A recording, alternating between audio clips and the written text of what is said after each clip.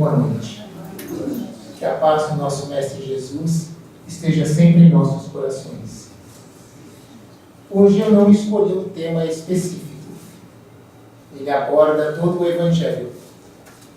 Nós vamos falar de atitudes e comportamentos. E atitudes e comportamentos está no Evangelho inteiro. Olha lá, Zaqueu. Ele teve uma atitude e comportamento diferenciados e mudou a sua vida. Maria de Magdala, ela mudou a sua atitude e o seu comportamento e fez uma nova história. Paulo, na estrada de Damasco, ao conversar com Jesus, teve uma mudança de atitude e de comportamento.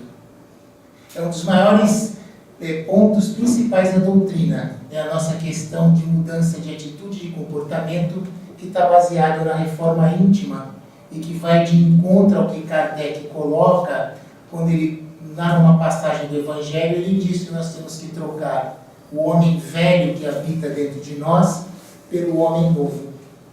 Então, nós temos que mudar a nossa forma de ser, de agir e de pensar, porque ele deixa bem claro lá no Livro dos Espíritos que nós temos muitas encarnações e nós trazemos essas viciações até mais ou menos 160 anos atrás, agora fará 161 anos da descoberta da doutrina dos Espíritos, em que traz um novo conceito universal de como nós, espíritos encarnados no mundo físico, devemos proceder e nos comportar. Então, todas aquelas viciações que nós trouxemos desde o começo da civilização até agora, e que são conceitos que, infelizmente, uma grande parte está errada, nós carregamos isso dentro de nós e trouxemos até hoje. Então, às vezes, nós brigamos conosco internamente, quando nós percebemos que a doutrina espírita, ela fala de mudança de comportamento e de atitude, e que, às vezes, nós não conseguimos fazer. Um exemplo muito simples. A gente às vezes passa muitos anos indo à casa espírita, assiste a palestra, acha as mensagens lindas, maravilhosas, mas a gente saindo da porta para fora, a gente volta para a nossa vida diária e faz totalmente diferente daquilo que prega o Evangelho. Como disse o Dalai Lama uma vez numa entrevista, o aluno dele era perfeito dentro do templo e ele pediu para que ele saísse. Um mês depois ele voltou correndo, dizendo que ele não conseguia ter o mesmo comportamento lá fora. E o Dalai Lama falou para ele, mas aqui dentro é fácil, parado por toda essa paz, essa tranquilidade, você tira de letra, eu quero ver você fazer isso lá fora. Aí a gente entende por que lá no Evangelho tem lá, nós temos que ser do mundo sem ser do mundo. Nós temos que caminhar com a ideia e o conceito de espírito, de melhoria desse ser no nosso dia a dia. Então nós temos que trocar os nossos vícios e defeitos por virtudes. E esbarramos em determinadas dificuldades monstruosas, baseados exatamente nessa questão. Aí eu resolvi então fazer uma coisa diferente hoje com vocês. Minha palestra hoje vai ser um pouquinho diferente do normal que eu faço com vocês. Eu fui lá na psicologia espírita, pegar informações para nós tentarmos entender um pouquinho isso. Então a gente tem que entender o que é atitude, o que é comportamento e mudar. Porque nós estamos em busca de quê? De mudança. Então o que é a palavra? O que significa a palavra atitude? E a palavra atitude significa uma maneira organizada e coerente de pensar, sentir e reagir em relação ao quê? A grupos, questões, outros seres humanos, ou mais especificamente a acontecimentos ocorridos em nosso meio circundante. Faz junção entre a opinião e a conduta e indica o que interiormente estamos dispostos a fazer. Isso é atitude. Tudo aquilo que nós vemos e vamos programar e fazer. A gente às vezes não fala assim, nossa, o cara ali é de atitude, ele foi lá e tomou providência. É isso. Isso é atitude. E o que é comportamento? E ele coloca lá, é o conjunto organizado das operações selecionadas em função das informações recebidas do ambiente, através das quais o indivíduo integra as suas tendências. Então, tudo aquilo que ele carrega dentro dele, ele vai ter uma atitude, essa atitude vai gerar um comportamento exatamente nesse aspecto. Então, tudo aquilo que nós fazemos passa por comportamento e atitude. Aí vai se perguntar, então, quem vem primeiro, comportamento ou atitude? É entrelaçado. Você pode ter um comportamento que vai te gerar uma atitude, mas você pode tomar uma atitude que vai te gerar um comportamento em você ou em alguém que está participante disso. Por isso que a gente fala sempre, cuidado com aquilo que a gente faz. Os nossos atos podem gerar problemas em outras pessoas. Sempre geram consequências. Todos os nossos atos, boas ou não, nas outras pessoas. E o que é mudar? E está lá a palavrinha mudar. Significa tornar-se diferente do que era. Que interessante, vírgula, física e moralmente. Então nós podemos mudar o nosso aspecto físico, vamos fazer uma dieta alimentar, ou alimentar melhor, balanceada, academia, vamos preparar, deixar o nosso corpo estritamente bem preparado fisicamente, ou podemos fazer a mesma coisa com a nossa questão moral. Mas é interessante que nós nunca terminamos nenhum dos dois. Nós começamos uma academia, nós começamos uma dieta e largamos no meio do caminho. Quanto mais o que nós vamos fazer com a nossa questão atitudes.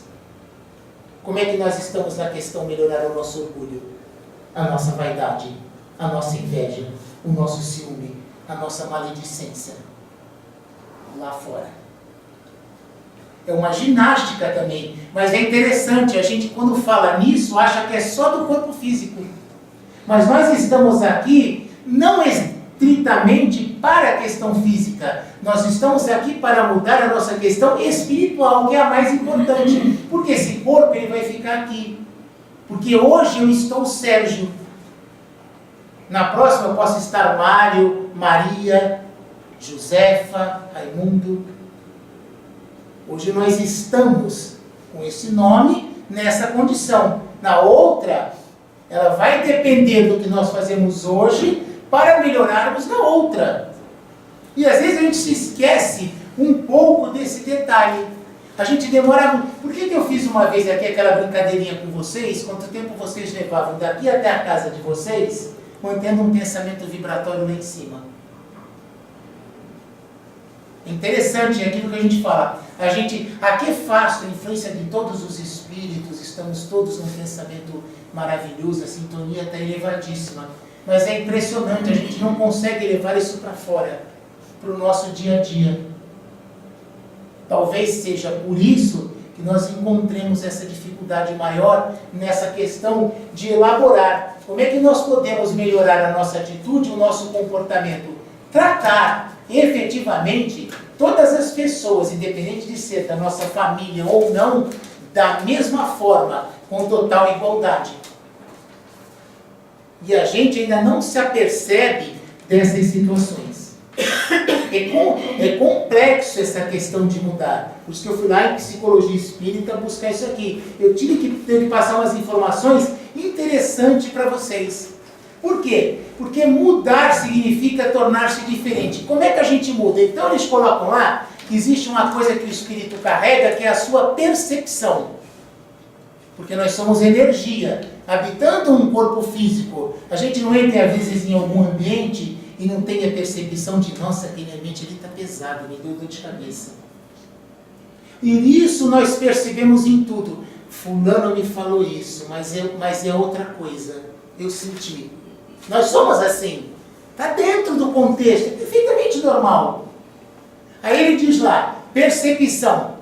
Passa primeiramente, olha que interessante, pelo corpo físico, depois pelo corpo perispiritual e por último chega ao espírito propriamente dito. O senso crístico está localizado no espírito, que faz a seleção de tudo que lhe chega e enviando de volta como crítica conceituada. Então a gente olha o ambiente, capta aquilo que está sendo visto a olho nu e aquilo também que a gente enxerga nas entrelinhas. O nosso espírito sente no corpo espiritual, ai, me deu um aperto no coração. ele passa essa informação para o espírito vai e traz de volta. É assim que nós funcionamos. Esse mecanismo é para todos nós. Nós somos assim. Às vezes nós ficamos angustiados, com falta de ar, não conseguimos respirar. É o sentimento que o espírito passa para nós, o nosso corpo. Angústia, medos, temores, dúvidas, incertezas. Tudo que nós carregamos. É assim que funciona o processo.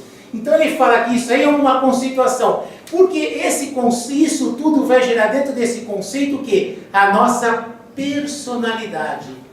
Nossa, o sujeito tem uma personalidade forte. Por quê? O que é personalidade? Nós somos lá, novamente, vamos lá. O que é personalidade? Os psicólogos utilizam o termo num sentido neutro e universal. Não é direto. Como representando aquilo que caracteriza o indivíduo, embora haja uma infinidade de definições. Aí ele diz lá, o ponto central é a consistência das reações que uma pessoa tem em diversas situações. Então, dependendo de todas as informações e de todas as nossas bagagens até esse momento, nós temos uma consistência de quê? De informações dentro de nós. Quantas encarnações nós já vivemos? Quantas informações nós já adquirimos? O que nós temos de experiência das outras encarnações até agora? Então isso gera exatamente isso. Nós temos essa consistência de informações. Podem estar emaranhadas na nossa cabeça. Porque às vezes a gente comete o mesmo erro 2 vezes. Eu fiz de novo errado. Nós somos assim. Ou vai nessa. Porque quantas vezes nós erramos na mesma situação nas encarnações anteriores? Olha como é interessante isso. Aí ele coloca lá, isso vai gerar o quê? O que ele estava falando aqui, a questão conceitual. O que é o conceito? O autoconceito.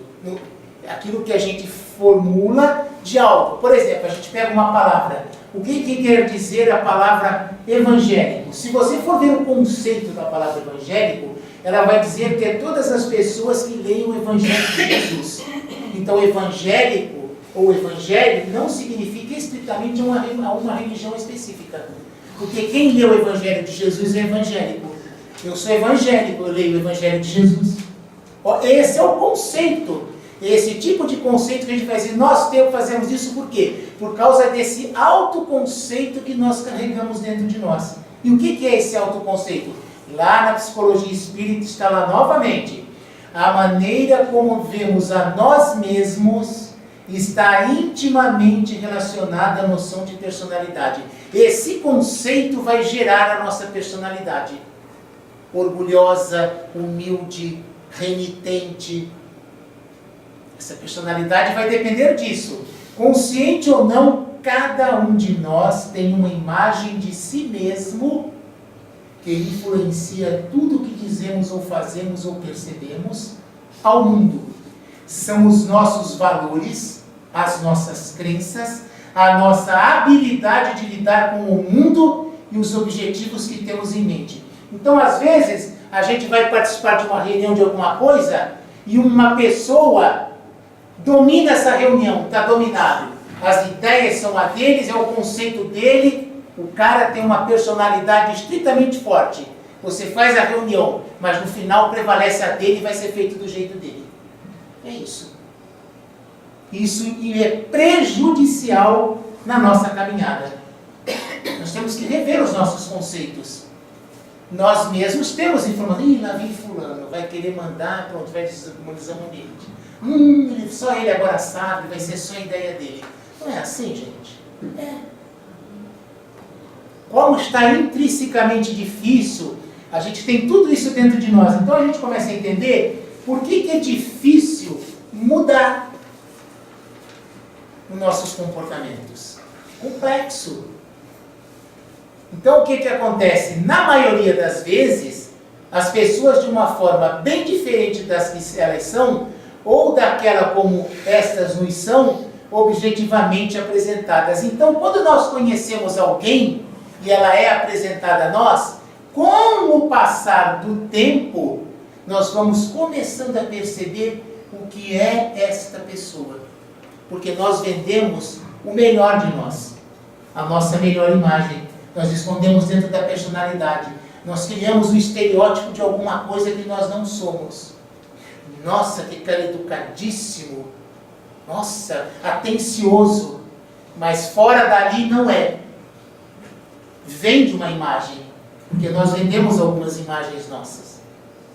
Para os outros nós falamos o melhor de nós. Isso está incutido dentro de uma personalidade e dentro de uma atitude e comportamento totalmente errônea e que precisa ser mudado por nós.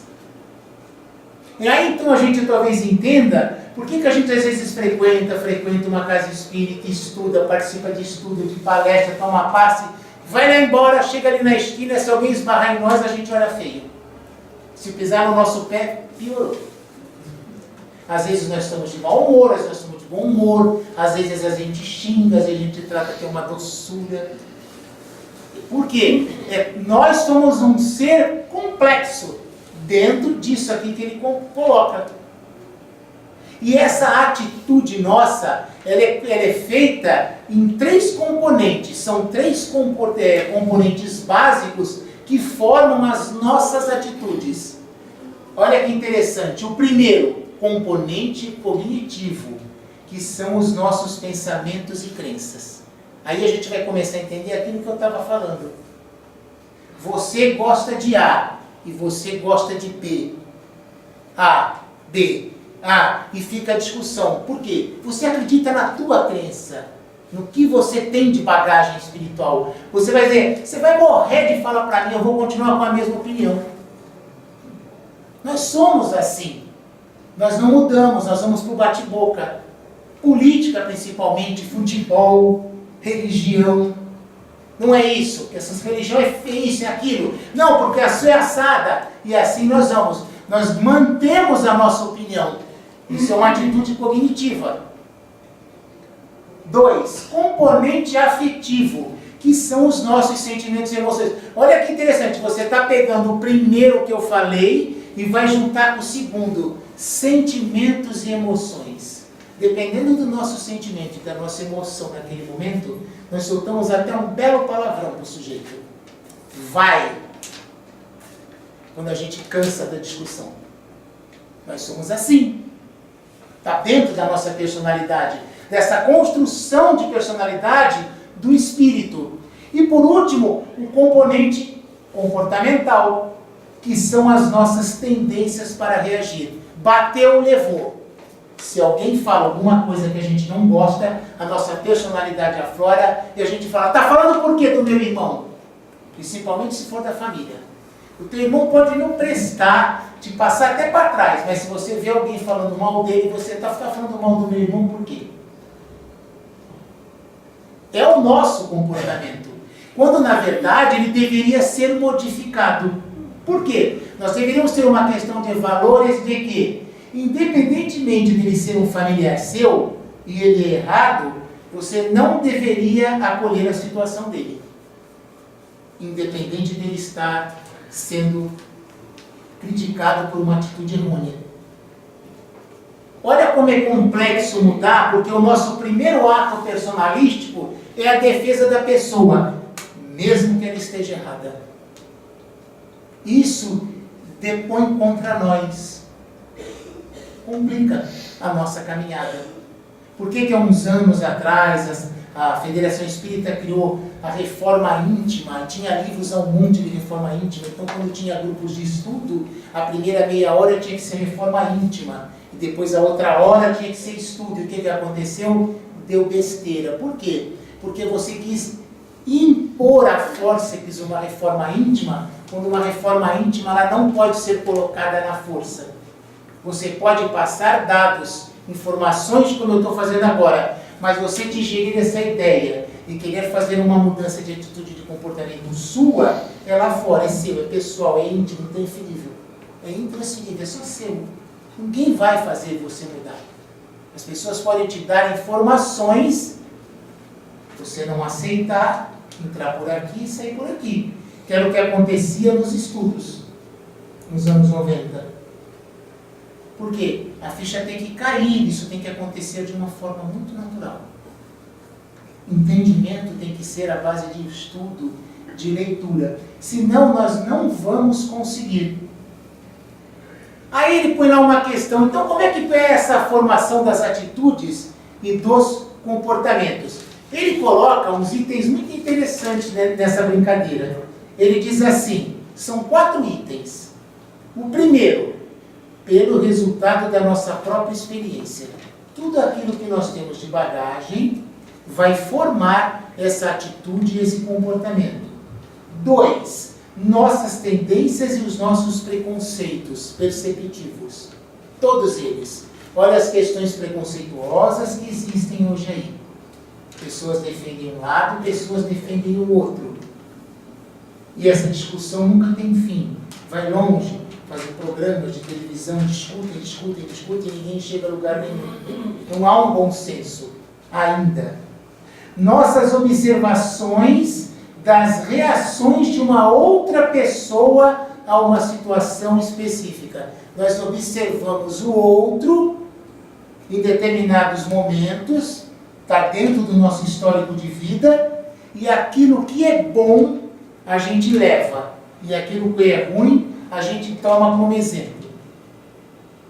E isso vai ser um formador dentro da nossa atitude e do nosso comportamento.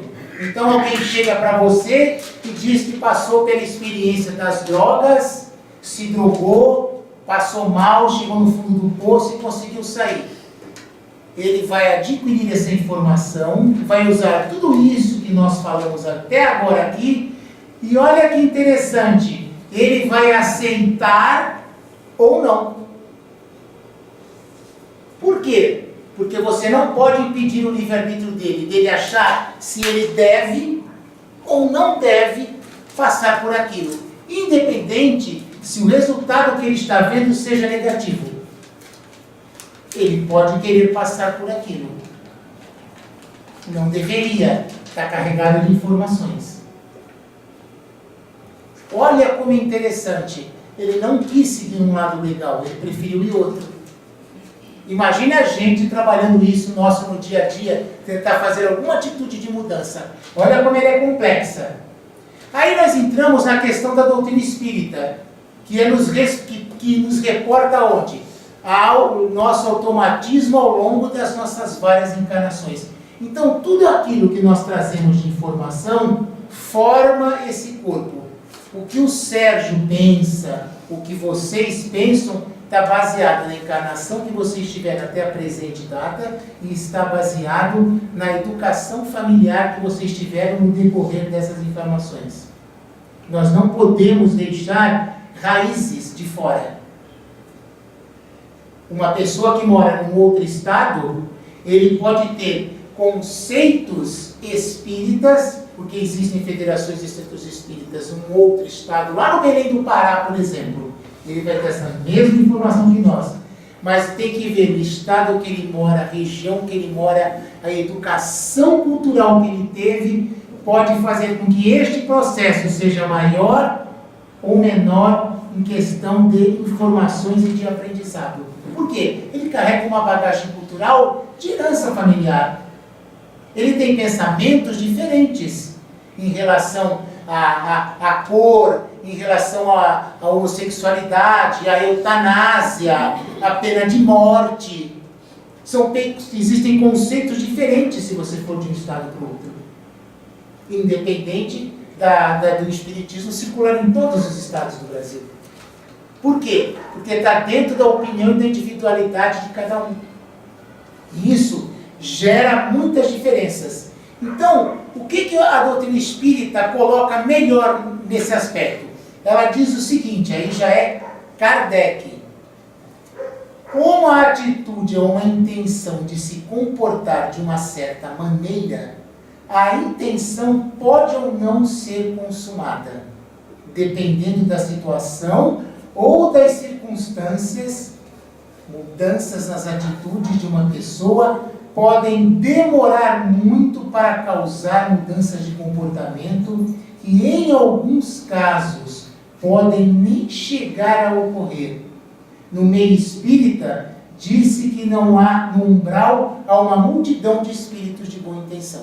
Tormentos da Obsessão, de Valdo Pereira Franco, Hospital Esperança no plano espiritual. Só espírita falido lá. Palestrantes de alto nível. Estão lá, comendo pão que joga uma sopa. Mas eles eram espíritas, eles tinham conhecimento. Aí nós entramos nisso daqui. Se nós não mudarmos agora, não começarmos a pensar numa forma urgente de mudar o nosso comportamento e atitude, como eu vou lembrar o caso lá no livro do palestrante, ele falava maravilhosamente bem, ele tinha um conceito de doutrina maravilhosa, mas quando ele saía da porta da casa espírita para fora, ele fazia exatamente de tudo ao contrário. Ele tinha duas famílias, ele morava numa casa com uma mulher, depois de um tempo ele morava com outra. Ele pregava uma coisa totalmente errônea daquilo que ele falava. Então a gente tem que tomar muito cuidado com isso. Porque Kardec ainda continua. Embora as tentativas de modificar ou substituir atitudes assentem os mesmos princípios de aprendizagem, é evidentemente muito mais difícil mudar ou esquecer atitudes do que aprendê-las. Eis o nosso problema. Por isso que a gente fala assim, aqui é fácil, saindo da porta para lá fica difícil. Exatamente, porque olha a frasezinha no final. É muito mais difícil mudar ou esquecer atitudes do que aprendê-las. A gente é preguiçoso, a gente tem mais dificuldade de aprender do que esquecer. Tudo aquilo que está errôneo no nosso conceito. Pega Lázaro, lá no livro A Boa Nova, deitado lá na cama, paralítico, mais de 2 anos, e ele falava assim, Jesus vai vir aqui, vai me curar, eu vou montar uma instituição, eu vou ajudar fulano, Beltrano, eu vou fazer isso, eu vou fazer aquilo. Jesus veio na frente dele, ele levantou, saiu andando. 2 horas depois, ele estava lá no mesmo bordelzinho que ele frequentava, na bebedeira, com as mulheres, tudo de novo. Ele jogou fora a maior oportunidade da vida dele. Ele não mudou de atitude e de comportamento, ele continuou fazendo as mesmas coisas que ele fazia antes de estar deitado numa cama. Ficou só no ideal, ele sonhou aquilo, que é o que nós fazemos, na prática, zero. Deixa para amanhã, eu já vi gente falando isso, eu tenho várias, eu tenho mais encarnações, deixa para a próxima. Nessa eu vou curtir bastante, na próxima eu melhoro. E não melhora. Sabe por quê? Porque não é fácil mudar. Você não vai, amanhã eu vou fazer assim. Amanhã eu vou exercitar a minha paciência. Primeira coisa que te incomodar, tu não tem paciência nenhuma. Tu já levanta, grita, joga as coisas nos outros. Porque não é tão simples assim mudar algumas coisas. As pessoas buscam uma sensação de equilíbrio entre suas crenças, atitudes e comportamento. É isso que nós deveríamos buscar. Essa deveria ser a nossa busca. Porque a gente demora muito para mudar. A gente não percebe que o nosso processo, enquanto a gente não admitir que o nosso processo em mudar como nós deveríamos ser espíritos melhores, ele é mais difícil do que qualquer outra coisa que nós pretendamos fazer na nossa vida. Nós não conseguimos acompanhar uma academia, nós largamos a nossa dieta. Imagine algo que está aqui dentro de nós. Tem que ser urgentemente mudado. Olha lá, as pessoas reduzem os conflitos internos quando enfrentam um choque entre seus pensamentos e atos. É exatamente o que acontece quando a gente chega numa casa espírita e começa a participar de grupos de estudos. Quando a gente vai fazer as entrevistas, as pessoas falam: ai, mas eu sou assim. A gente cai na real quando a gente descobre exatamente o que a gente é. Quando a gente entra nesse choque. A gente entende quando começa a participar da doutrina espírita, e esse é o grande problema, né? Emmanuel que falava isso, né? Você sentou numa casa espírita, leu a codificação espírita, já era, se endividou, botou a corda no pescoço. Porque quando você chegar do lado de lá, que você chega lá e fala assim: olha, eu não sabia, mentiroso, eu sabia assim, por que você está mentindo agora? Ou tu acha que a espiritualidade não está olhando o que tu está fazendo? Você pode enganar aqui, lá você não vai enganar. E aí, como é que faz? Você adquiriu conhecimento, tu não está fazendo alguma coisa, por quê? Por que você não está agindo? Por que você não reviu a sua questão de orgulho, de vaidade, de intolerância, de ignorância? Por que continuamos agindo do mesmo jeito lá fora? Só que dentro, bom dia, boa noite, boa tarde, meu irmão, tudo bem? E lá fora, às vezes a pessoa, você já olha de baixo para cima, bom dia. É aquilo que eu falo sempre, eu adoro esse exemplo. Tu acorda de bom humor, o cara bate na tua porta, pede um prato de comida, tu dá. No dia seguinte, se você levanta de mau humor, tu não dá nada. Nós somos assim. A gente precisa rever muito isso. Aí o que o Evangelho coloca? Olha que interessante. O Espiritismo, para auxiliar a mudança, prescreve o quê? Leituras evangélicas, preces, vibrações e diálogos em sessões espíritas. Ponto. Contudo, não deixa de nos informar que a reforma íntima, esquematizada, não nos leva muito longe.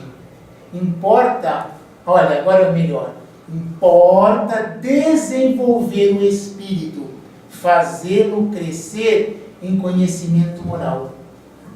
Pegou, leu, estudou, entendeu qual é a proposta de Jesus? Ela é moral? Ela é ética? Qual é o problema de nós trabalharmos a ética e a moral nas nossas vidas? Qual é o problema? O Brasil vive um problema moral. Nós levar vantagem em tudo, certo? E olha no que deu. Nós não podemos reclamar nem do governante que está sentado lá, porque foi nós que colocamos ele lá. Ele é o nosso retrato. Eu falo sempre isso para vocês. Não adianta você pegar R$1 ou 1 milhão. Não é o valor, é o ato. Pegou. Então, eu falo sempre que é uma mudança de comportamento. Parar de falsificar a notinha do dentista para pôr no imposto de renda, estacionar na vaga do idoso, fila dupla, fila tripla, o troco a mais que recebe no caixa do mercado, furar a fila. A gente precisa parar com isso. Quer se dar bem. Vota o voto por R$50. Pensa não agora, não pensa daqui a 20 anos, porque a melhora ela é lenta, progressiva, ela não é da noite para o dia. Se nós quisermos um país melhor, se nós começarmos a mudar de pensamento agora, segundo alguns especialistas, ainda vai levar mais de 1000 anos. Se nós começarmos a mudar agora o nosso pensamento. Nós só vamos pegar um governo honesto daqui pelo menos 1000 anos ainda. Olha como é lento o processo. A gente não muda, a gente continua fazendo de forma errada. Esse comportamento, isso que está lá, está onde? Está no nosso comportamento e na nossa atitude, na forma de ver e olhar as coisas. Porque se nós não mudamos em nós, o que nós fazemos? Nós pegamos esse comportamento e essa atitude que nós temos aqui dentro de nós, distorcida, e colocamos ela inteira aí fora. Aí a gente entende a questão da miséria, da violência, de tudo que está aí que a gente considera um caos total. Se nós não começarmos a acelerar o nosso passo para isso aqui, começarmos a analisar aquilo que nós estamos fazendo, nós vamos ter sérias dificuldades de caminhar. Está dentro do que a espiritualidade prega? Tá. Por quê? Porque ela não interfere no nosso livre-arbítrio. Você quer fazer em 10 anos? A espiritualidade vai dizer assim para você: tu quer fazer em 10? Tu faz em 10. Tu quer fazer em 10 milhões? Faz em 10 milhões. Ela não vai se intrometer. A espiritualidade, ela vai deixar a humanidade caminhar sozinha. Ela vai intuir, auxiliar, mandar espíritos aqui bom, que vão acontecer algumas coisas que vão influenciar, mas interferir na sua conduta, não, a providência divina não interfere no nosso livre-arbítrio.